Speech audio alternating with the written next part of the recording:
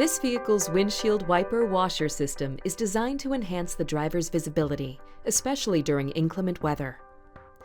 The wiper washer system is controlled with the stalk on the right side of the steering column. To use the washer function, pull the stalk back toward you. The washers will squirt cleaning fluid on the windshield, and the wipers will sweep until you release the lever. Raising the stalk to the mist position will run the wipers at high speed as long as you hold it there. The first position below off is labeled INT for intermittent operation. In this position, you can adjust the timing of the intermittent interval with the large ring in the middle of the stalk. Turning it toward the minus sign reduces the frequency, and the plus sign makes for more sweeps.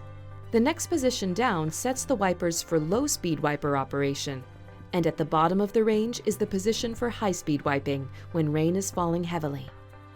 The controls for the rear wiper and washer are on the very end of the stalk. From the off position, turn the knob one click to INT to engage intermittent rear wiper operation. With another click to on, the wiper will operate continuously. And the washer can be engaged at either end of the knob's range to squirt cleaning fluid on the rear window for as long as you hold the knob in that position. Clear?